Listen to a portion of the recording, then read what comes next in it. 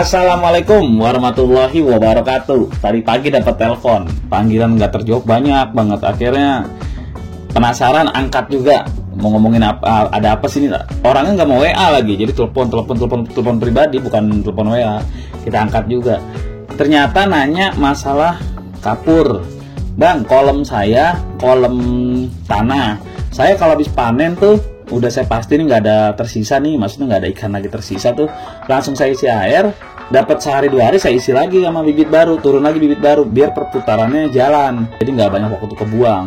Kapur itu bagaimana sih bang? Katanya, kata tetangga nih, peternak sebelah, jadi orang ini ternyata dia kolamnya nyewa nih, empangnya kebetulan nyewa. Jadi di area situ memang banyak peternak lele senior yang lain. Bang, kalau habis panen kasih kapur dulu, jangan langsung masukin bibit lagi gitu.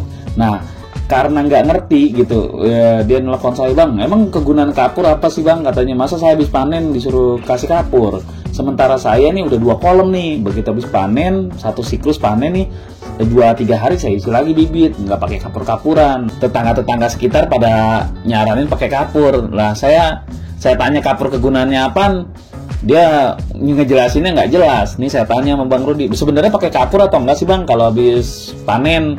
Nah ini saya jawab nih, udah saya jawab sih ke dia, udah saya jawab. Tadi saya rekam, bikin konten dari rekaman percakapan, cuman rada berisik, suara motor tadi namanya di jalanan ngangkatnya. Dan saya bikin konten khusus aja begini.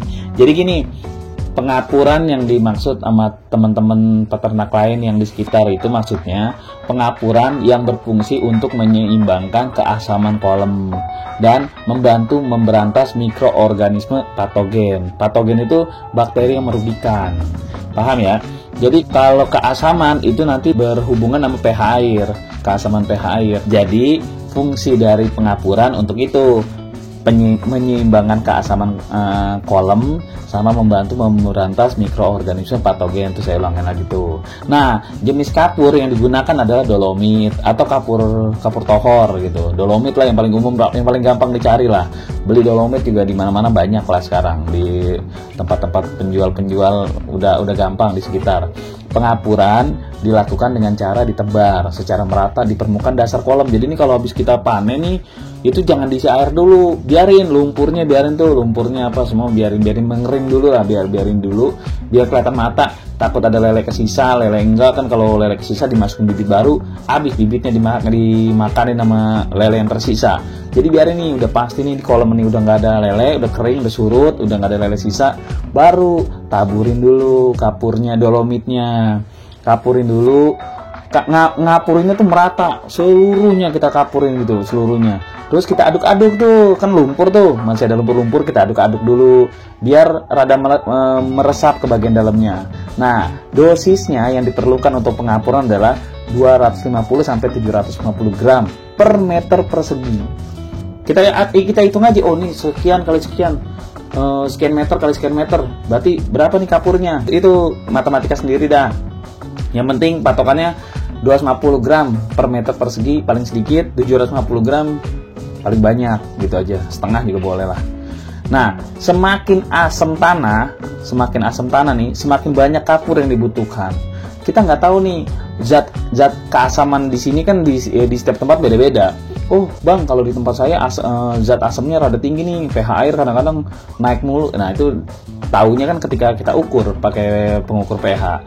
Jadi kalau kira-kira nih empang kita, ini ngomongin kolam tanah ya, bukan kolam lain ya, kira-kira kolam kita nih zat asamnya tinggi, ya berarti kapurnya harus lebih banyak. Nah, langkah selanjutnya nih, setelah kita taburin kapur, langkah selanjutnya adalah pemupukan. Dan tadi pengapuran tuh, langkah keduanya adalah pemupukan. Gunakan panduan pupuk organik ditambah urea dan TSP.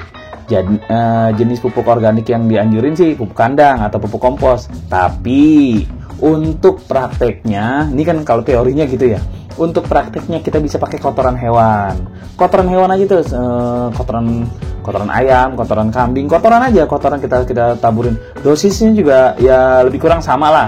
Sama. Kalau saya sih ngomong sama, cuman aturan di apa? Kalau kita teori di pelatihan saya ngomong itu setengah kilo per meter persegi, 1 meter setengah kilo, 1 meter setengah kilo. Kalau saya nyaranin sama aja. Kapurnya berapa banyak? Tadi tuh yang pertama, kapurnya berapa banyak? Kotorannya juga seberapa banyak itu juga. Nah, udah tuh per meter perseginya tuh udah kita saburin, udah rata, udah semua. Baru terakhir pupuk kimia tuh pupuk urea lah. Urea sama TSP lah. Ureanya kasih 15 gram. Kalau TSP-nya 10 gram. Catat tuh, 15 gram urea, 10 gram TSP per meter persegi juga, per meter persegi. Dah itu aja.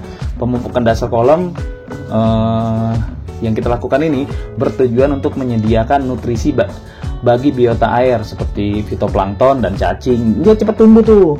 Begitu kita kasih, dapat 2 hari 3 hari juga kita mulai isi kolam tuh. Kita mulai isi air tuh. Tuh di dasar tuh udah mulai tumbuh. Nah, amannya seminggu kemudian baru kita masukin bibit. Bibit yang masuk di dalam itu tuh udah banyak tuh fitoplankton tuh. Bukan sebelum kan patogen tuh, bakteri merugikan. Kalau nih fitoplankton tuh udah ganggang apa semua udah. Nah, itu namanya kita sudah menciptakan biota air di dalam tanah sebagai pakan alami ikan lele. Tuh.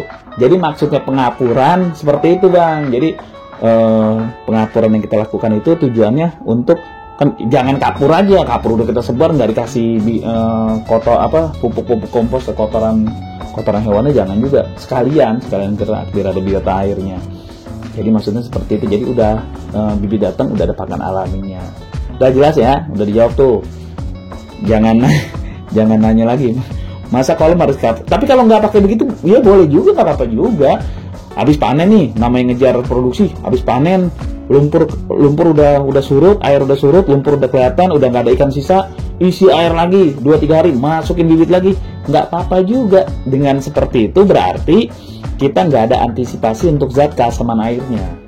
Berarti kita ada trik sendiri tuh. Kalau udah zat asam gimana kita ada trik sendiri, dan nggak ada biota atau makanan di dasar kolam tuh nggak ada. Jadi bener-bener kita perputarannya benar-benar ngejar produksi. Ya kita harus ada cara. Apakah kita pakai probiotik atau gimana itu cara di luar pengapuran, di luar ini. Tapi kalau kita udah pakai pengapuran, udah pakai pemupukan, masih pakai probiotik juga, ya alangkah bagusnya juga. Ya gitu aja ya. Berbagi nggak pernah rugi kalau nggak pernah berbagi. Usikum wa nafsi bitaqwallah. Wassalamualaikum warahmatullahi wabarakatuh.